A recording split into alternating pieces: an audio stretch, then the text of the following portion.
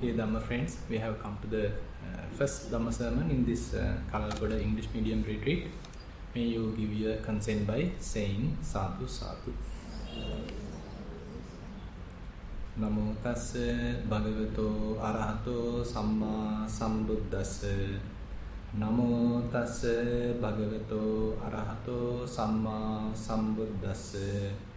Namo tassa bhagavato arahato samma sambuddhassa.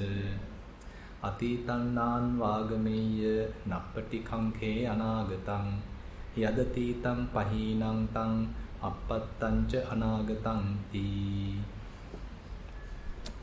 Dear Dhamma friends, as usual, we are taking a particular sutta to discuss in all retreats.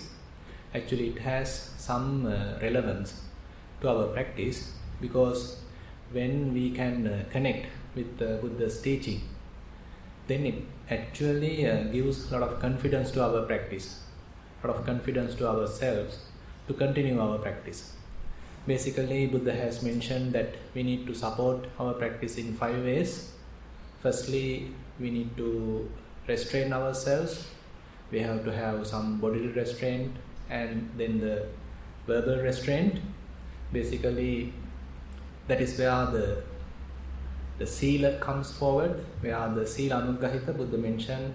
That's why we have observed 8 precepts here, because when we uplift our precepts, when we uplift our morality, that gives some kind of an encouragement and some sort of a conducive environment in our mind to practice, because developing the mind is more delicate and more subtle when compared with the body and the speech. So we have to restrain the body and the speech. Then we have some kind of conducive environment developed in the mind to develop the mind, to understand the mind. And then Buddha explains that we need to support our practice through Sutta Anuggahita, where one needs to listen to the Buddha's teaching, because it is not that we ourselves doing our own investigation. Rather, we have some guidance given by the Buddha. So when we can really illuminate our path, when we have some guidance from Buddha's teaching, that really removes any kind of doubt in ourselves, and then can continue our practice confidently. So Sutta Anuggahita is what we are trying to do now. So we are taking some sutta which is more relevant to our practice, and going through it, we are learning, we are understanding how we can connect with it, what are the things that we can incorporate from the particular sutta. So that's how we are trying to support our practice through the knowledge, through listening, through learning. And still Buddha says, if there still remains any kind of a doubt, uncertainties, then we need to discuss that with some Kalyana Mitta, some maybe a teacher or whoever at least we think somewhat developed in the practice more than ourselves. Then we have that confidence and we trust, and then we share our experience with the other person, and we have a kind of an open discussion so that we can navigate in our practice more confidently.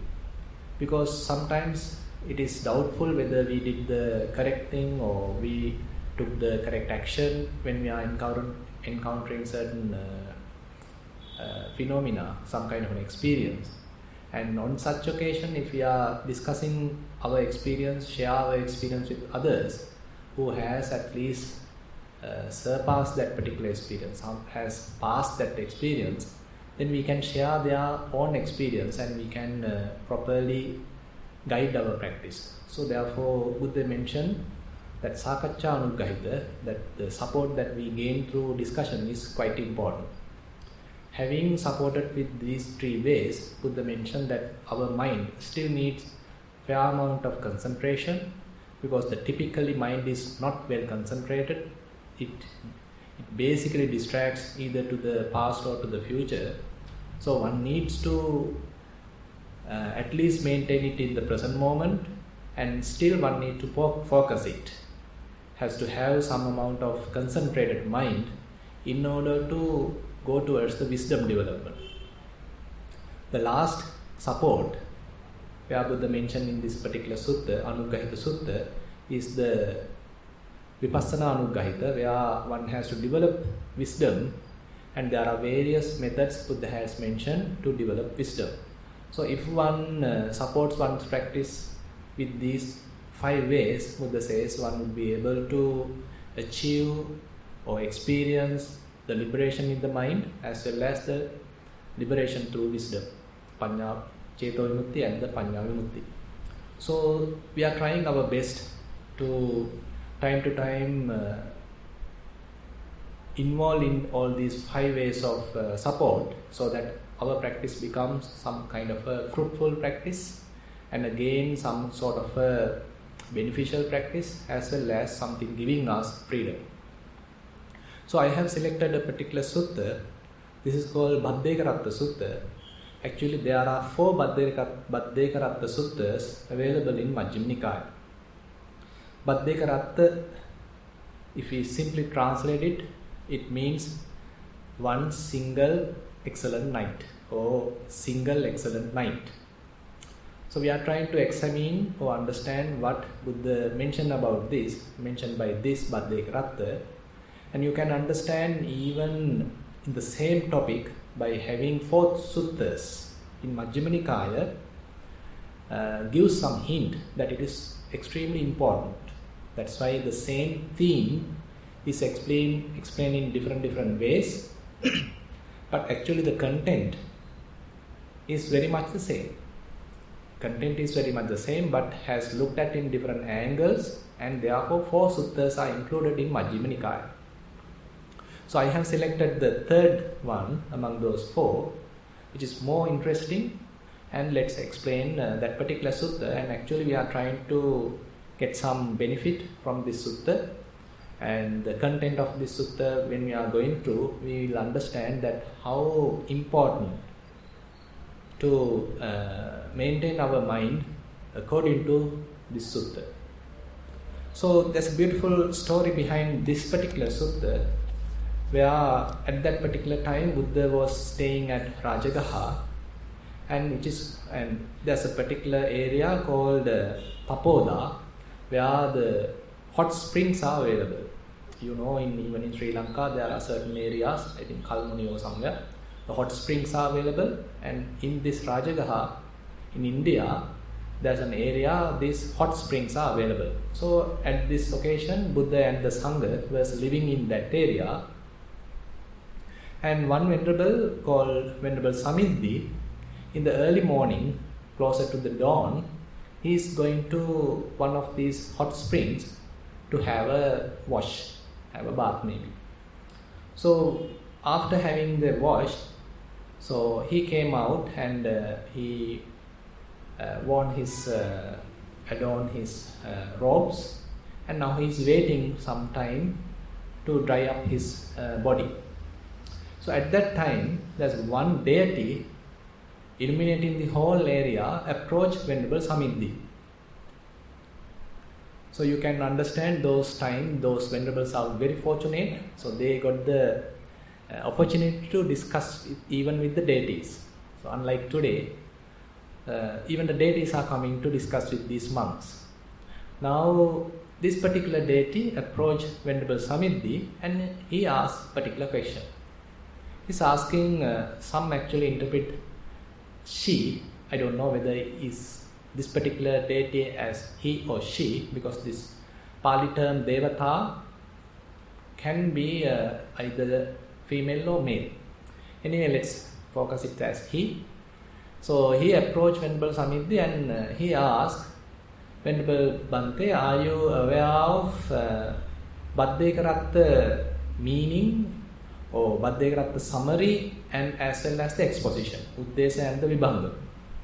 So he is asking whether this Venerable is aware of what is the meaning, what is the summary, what is the exposition of one single excellent night. So it's very much like a theme one has to know. So then Venerable Samiddhi answers to this deity telling, I am not aware of this. So are you aware of this? Do you know? So what is the summary and the exposition? Then Venerable Samiti cross-question from this deity. And this deity also says, I am also not aware of the summary and the exposition. And then this deity again asks from Venerable Samiti, do you know the verses of this Bhaddekaratta? So then Venerable Samiti again answers, I don't know the verses. And then he again asks from the deity, do you know the verses? And then the deity answers, I also don't know the verses.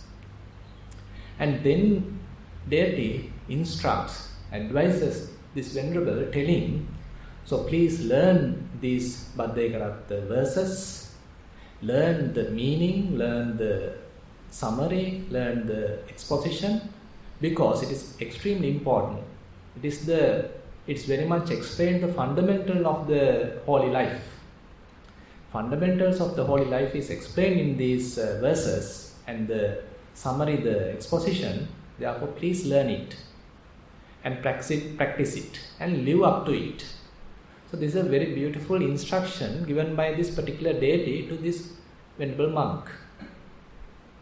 Then venerable monk seems accepted that advice, and then after the dawn has reached the day, then he went to the Buddha and he explained the whole incident to Buddha, telling that I went to this hot springs in the early morning, and at that particular time this deity approached me and he asked whether I know the summary and the exposition, and I explained I don't know. Then he asked whether I know the verses. Still I said I don't know.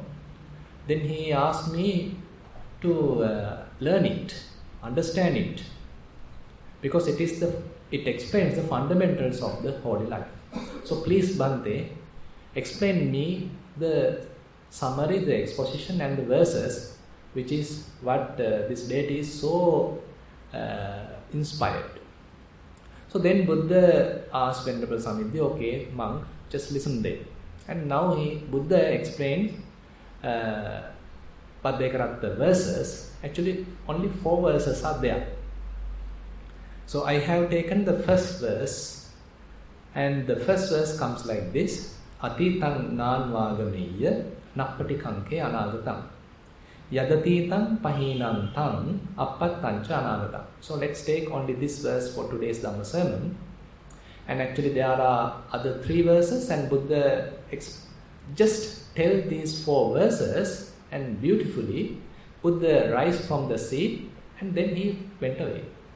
He just went to his kuti, and now Venerable Samiti is little again puzzled, because he didn't know the verses, he didn't know the summary, didn't know the exposition, and now he came to the teacher, and teacher simply gave him just a hint, and the teacher went away. Now there were other monks with Venerable Samiti, and now they are in a situation where they don't understand what really these 4 verses meant. And now they were discussing what to do. Now there is Venerable Mahakaccana among them, or rather Venerable Kaccana living close to them, and they were thinking this Venerable Kaccana was praised by the Buddha. When Buddha mentioned something in brief, Venerable Kaccana is capable of explaining it in detail. So let's go to Venerable Kaccana and ask him to explain us what is the real meaning of these 4 verses. Now all the monks went to Venerable Kaccana and they had a cordial discussion, and now they are telling also this kind of an incident happened. This Venerable Samiti pleaded Buddha to explain the Bhaddekaratta, and Buddha simply mentioned the 4 verses and he just went away. So we don't know the real meaning of these 4 verses. Please could you explain it to us? Then Venerable Kaccana simply said, when someone wants to have the heart food, so rather than they finding the heart food at the real place, if he is passing the trunk and then reaching the branches, then reaching the leaves and the flowers, if they are trying to find the hardwood there, then something like that you all are trying to do. When Buddha was there, Buddha was in front of you, you should have asked from Buddha. Buddha is the teacher, he knows. And he is the teacher. Whatever the thing he knows better, so why you are coming to me? So he is a little hesitant about explaining. Now these monks are telling, no, you are also praised by the Buddha, telling that when something brief was mentioned by the Buddha, you have the skill to explain it in detail, so please explain it to us. Okay, then listen. So now Venerable Mahakaccana is going to explain us the real meaning. So now he is going statement by statement. So each statement has real validity to our practice. So that is the beauty of this sutta. It's a very short sutta, but has a really practical meaning as well as a very deeper meaning. So let's go one by one. So he's explaining. Let's go through the verse. So what is this? Atitang anvagameti. Now the verse tells as Atitang nanvagameti. So in order to explain that, first Venerable Mahakaccana explain what is Atitang anvagameti. So how one's mind revives or renews the past experience. Now he is explaining. Itime chakkung ahosi atita madhanam iti rupati tatta chandaraga patipaddang hoti viññānam. So this is how he is explaining. Now this is how the eye was. Eye in the sense the eye faculty. This is how the eye was, and this is how the form was. Now, if we apply this to some experience that we had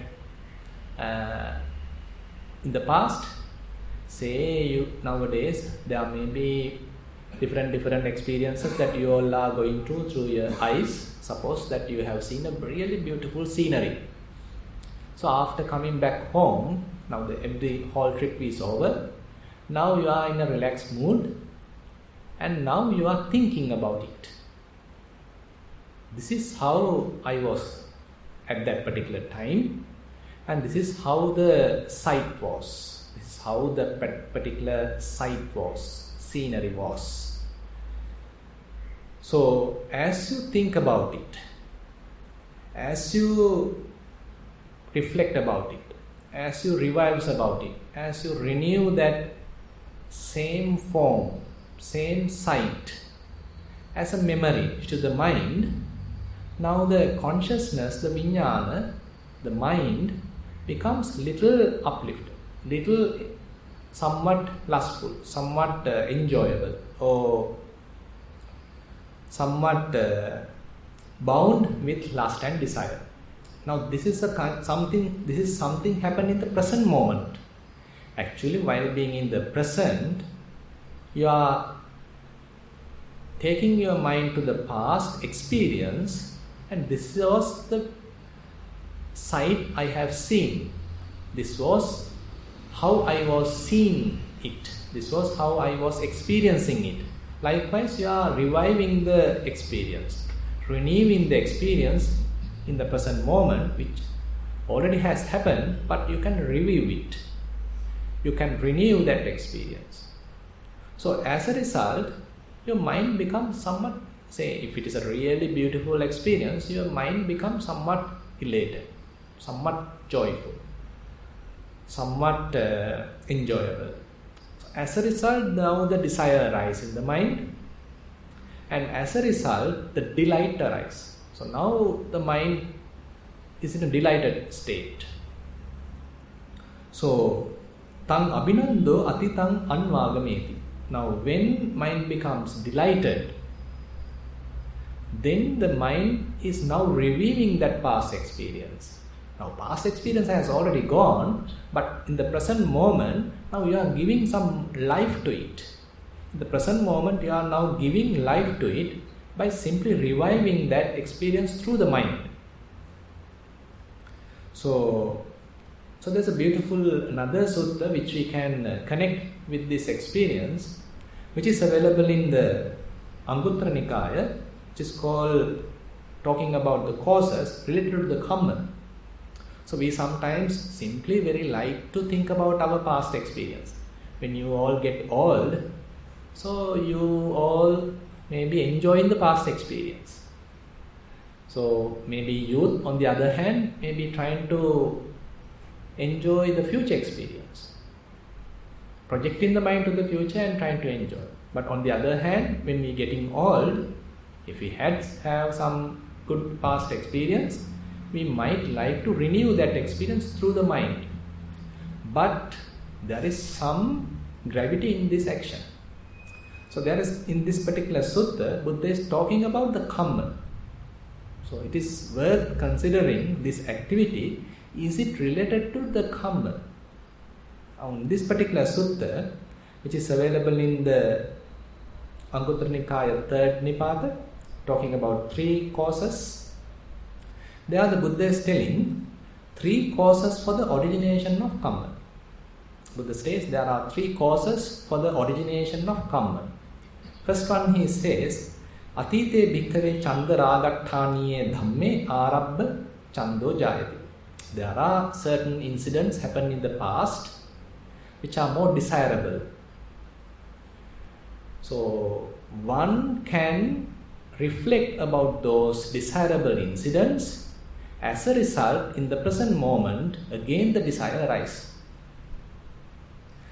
Previous experience has gone, but now you are renewing that experience through the mind. As a result, in the present moment also, again the desire arises, again the lust arises. So when it happens, so basically Buddha explains how it is happening. Anuvitakketi anuvichareti. So you again and again apply your mind to that same desirable thing. Say if we consider about the sight, that we simply taken only the vision. So suppose you have seen a beautiful scenery. Now it has gone, say several years ago even. But still it has some memory. Now you are anuvitakketi anuvichareti. Again and again you are applying your mind to that past experience. Not only that, you are examining that experience. Again and again you are somewhat keeping your mind, keeping your attention on that past memory. Anuvitakketi anuvichareti. As a result, what happens? Since it's a very desirable experience, again the desire arises. Chando jayati. In the present moment. Now the desire arises in the present moment. As a result, mind becomes entangled. Now something has happened. Now you are again and again examining it as a memory. And now mind slowly get entangled in that memory. Te dhamme samyutto hoti. Now mind becomes entangled again, shackled in that experience. Sanyojanam vadami chetaso sarago. Now that, as a result of that, now mind become fettered. Now mind again become entangled. Now mind become infatuated with that experience. So Buddha says, now as a result of this, karma arises. Now that is the little deep point here. Incident has already happened. It may be very desirable, but as a result of reviewing it, as a result of renewing it in our mind, again karma happens. Suppose you do it again karma happens. Say after you do it another week, again karma happens. So if we want to end up karma, so are we going to indulge in the past then? So something has happened. Now I am explain here only the desirable part. Suppose something nasty happened to you some time back. Really dreadful thing happened to you. Say really angry thing happened to you. Say several years ago. Now still if there could be some memory in the mind, but when you are alone, you are just at your home in a relaxed mood, that memory might come to the mind. And now, your mind, it may came to the mind, but you are purposefully, again and again you are examining that experience. Again and again you are reviewing that experience. Now the mind again becomes shackled, again become entangled with that experience. As a result, again new karma is generated. So that's the bad thing actually. New karma generated again and again. So this not only happens with the eye, but it happens again with the ears. Suppose someone has blamed you. What happened? So someone has blamed and you came home. Now all sounds have gone. It didn't remain in the ears. But there may be some hurting words which you can review. Again your mind goes back to those words. Again and again you are experiencing. Again and again you get burnt. Again and again karma get accumulated. Is it for the other person or is it for you? Is it for ourselves? So that's the bad thing. They have done and they have gone. But we accumulate karma again and again. So that's the bad thing. That's a kind of a vicious cycle actually we are going through. Things have already happened. It itself has accumulated a lot of karma. But again and again when we are reviewing it, again and again when we are taking it up to the surface of our mind, and again and again when we are examining it, again and again mind get polluted. Again and again mind get entangled, and again we generate karma. So Venerable Mahakaccana now explains the same process to the nose. Okay, you may go through certain desirable odor, and again after that experience has happened, again you can review it through the mind. So as a result, you get delighted. Some delight arises in the mind because it may be a desirable experience, and when you are reviewing it, the mind, so some kind of a joy arises in the mind.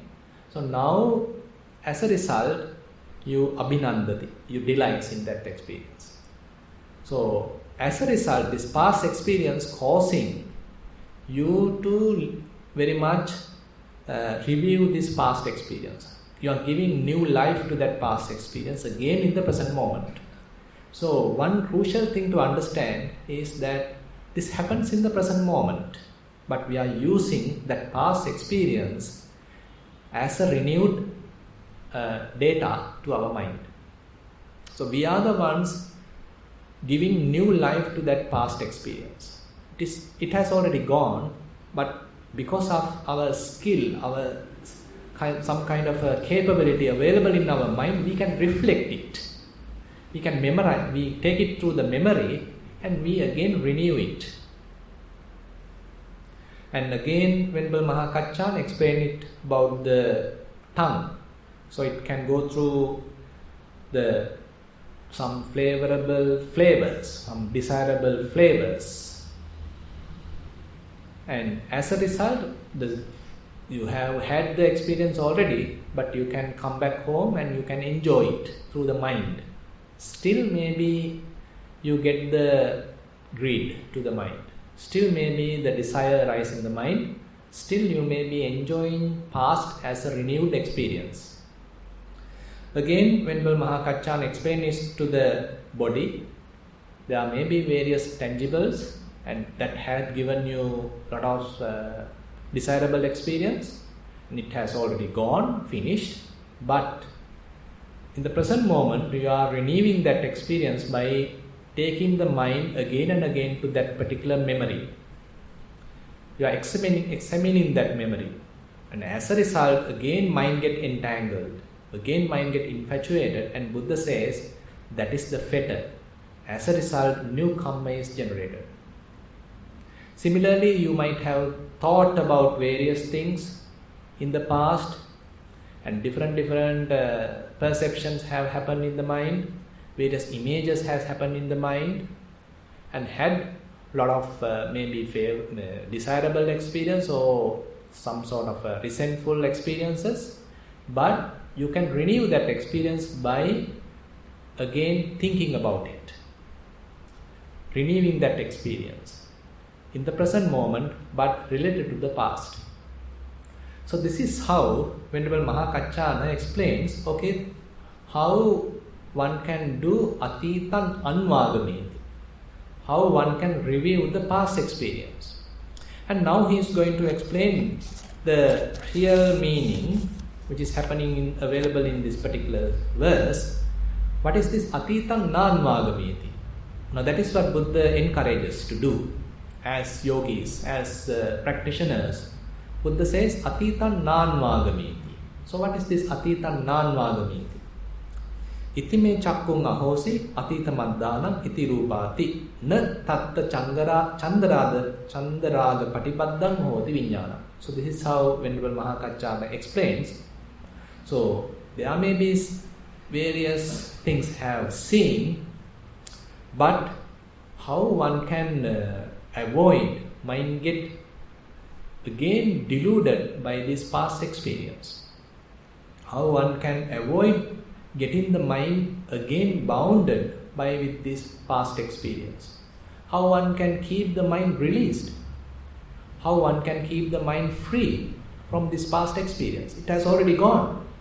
So why are we reflecting it? Are there any real benefits, or are we again and again polluting our mind? And are we again and again getting caught up with the vicious cycle by generating karma again and again? So the disadvantage is to ourselves as practitioners, because so someday we have to avoid generating the karma as much as possible, because there are enough karma we have generated through this long past lifetimes. Again and again, when the results are approaching ourselves, if we are regenerating karma, when are we going to finish it? We are constantly generating new and new karma, and that again will generate new and new results to the future. And when we are going to that new karma, again we generate new karma. The results, again we generate new karma. So we are trapped in a vicious cycle. So what is the solution? So here Venerable Mahakaccana in brief tells that one avoids making the mind entangled in that past experience.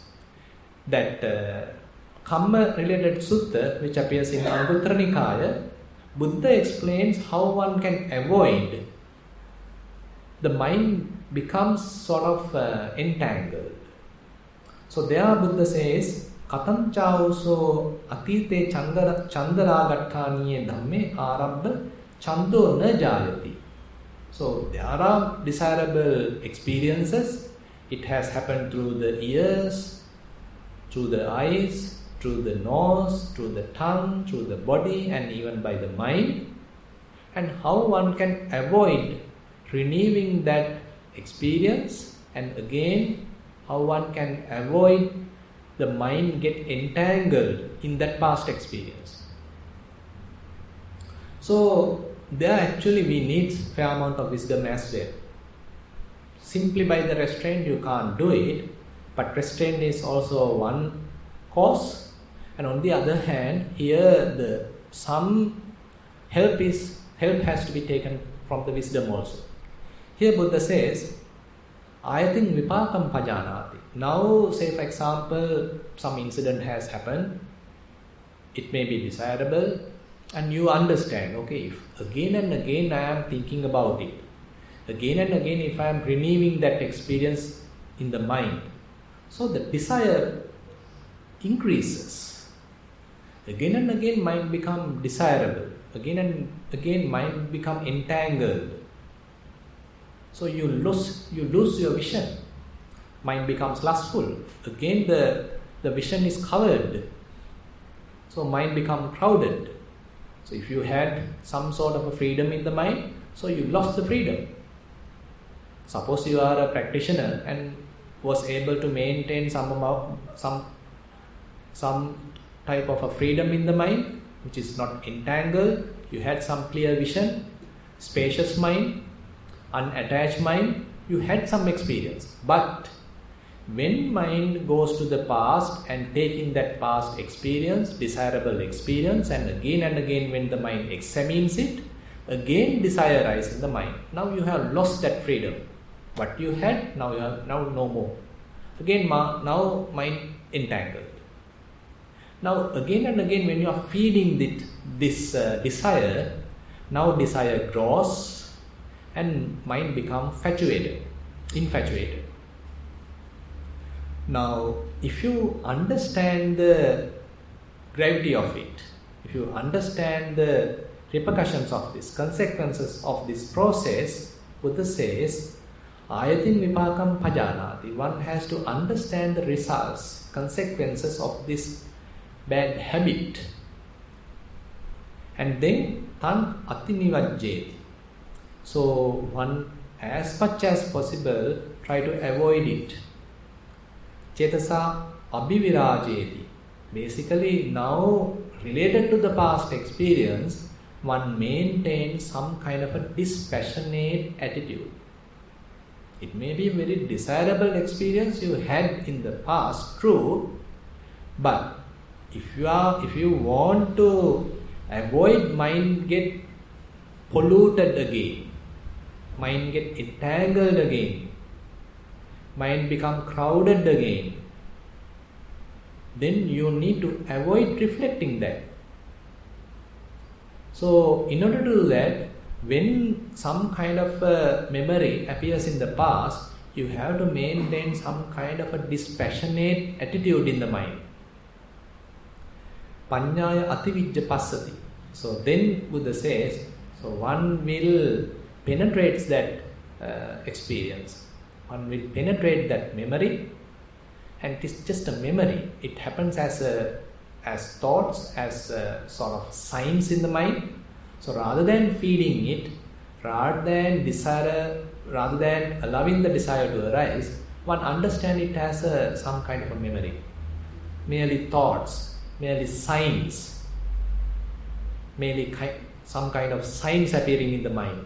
And as a result, since you are maintaining some kind of a dispassionate attitude towards that memory, now there is no way the mind get entangled.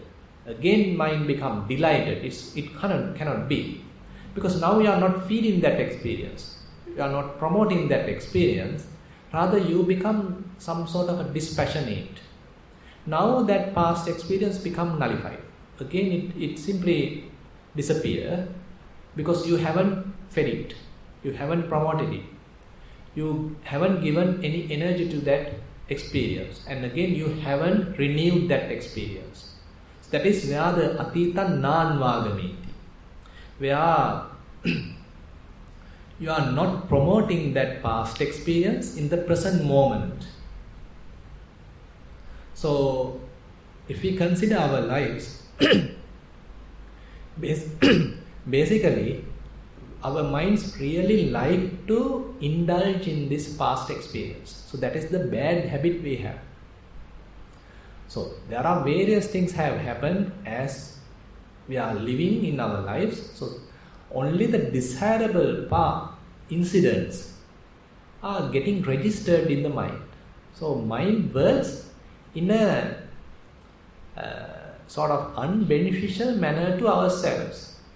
Only the most crucial parts, most desirable incidents are being registered in the mind. But most ordinary things we simply forget. On the other hand, there may be really hurting incidents that get registered. But if there are some ordinary experience, simply they pass away. They simply never register.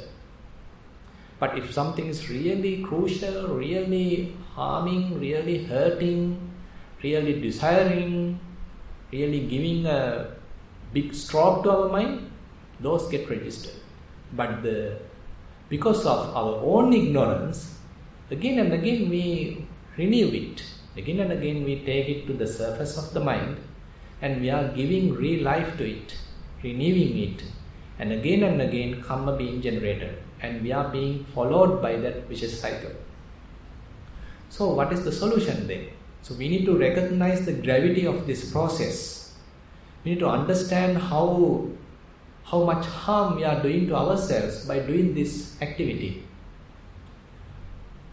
So our mind may be enjoying this process, but which is extremely harmful to ourselves.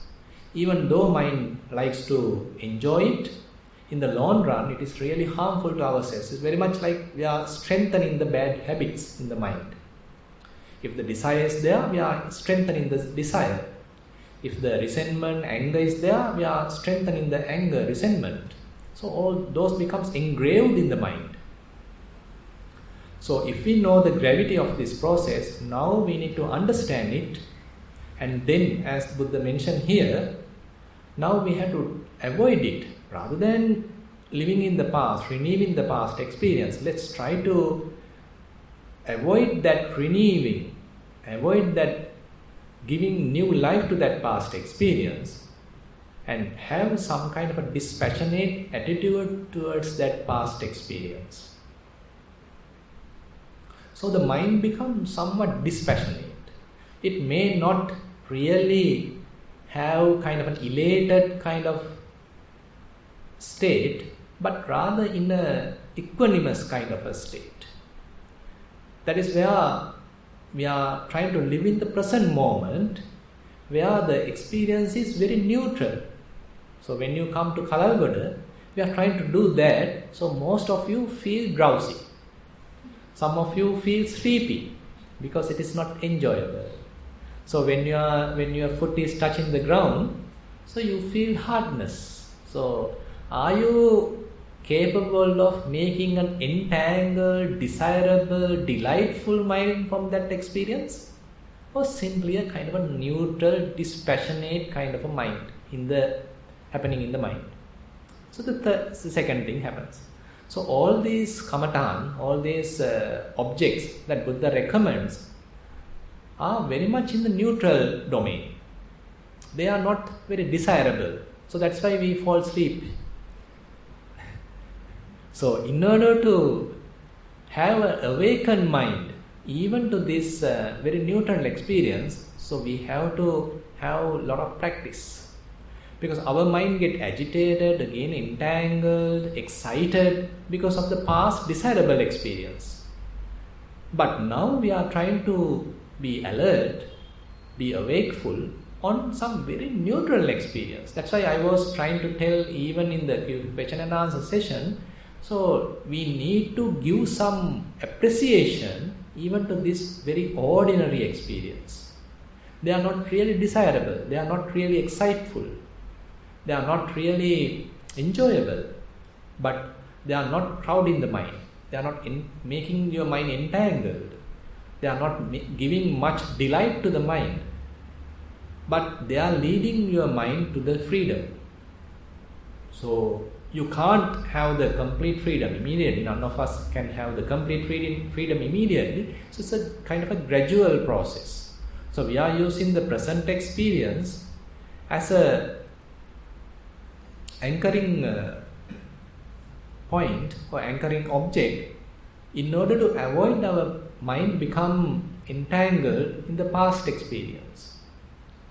So past experience has already happened, but we are the ones energizing it. We are the ones renewing it. So there's a big part we are playing in our side.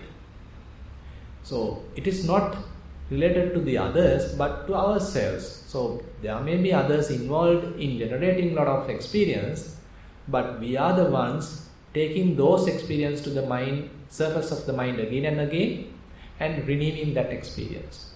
So Venerable Mahakaccana explained in this Bhaddekaratta Sutta, the first thing is atitang nan vagameya. So one has to avoid renewing this past experience. So as much as possible, so try to avoid allowing the mind to create any kind of a delight by enjoying the past experience. renewing the past experience. So how about the future then? Nappati kanke anagatam. So the similar thing may happen related to the future as well. So there may be certain desirable future experience that you are anticipating, you are expecting, you are hoping. It haven't happened yet. Who knows whether it's really going to happen? We don't know. But still, we can give life to it in the present moment. We project our thoughts. We think it may going to happen. And we fabricate the future. We prepare the future, which hasn't happened yet even. I mean, it may be little even, somewhat realistic to think about the past because it has happened. But how about the future? It hasn't happened yet. And we don't know whether the experience in the future really going to happen. Who knows? We all going to die tomorrow. Then none of us going to have the experience that we are thinking of. But today we are thinking about the future. This is going to happen like this. This will be the next president. So likewise, so many things we are going to imagine. Maybe really desirable experience, going to have a really nice car, really nice future, have no terrorism, no bomb blasting, nothing is there, extremely peaceful, really secure, with lot of insurance, instantly everything available. So beautiful, bright future. On the other hand, everything going to collapse, everything going to become worse. So on the other side. So either way we can imagine things are going to the better side or things are going to become worse. Either way, our mind get entangled. That's a bad thing. Nothing has happened yet, but we can imagine. We can imagine and take some future vision or future projected, fabricated experience to the mind, and we are renewing it, we are reviewing it, we are giving life to it, and as a result our mind get entangled. We are now trying to project in the future.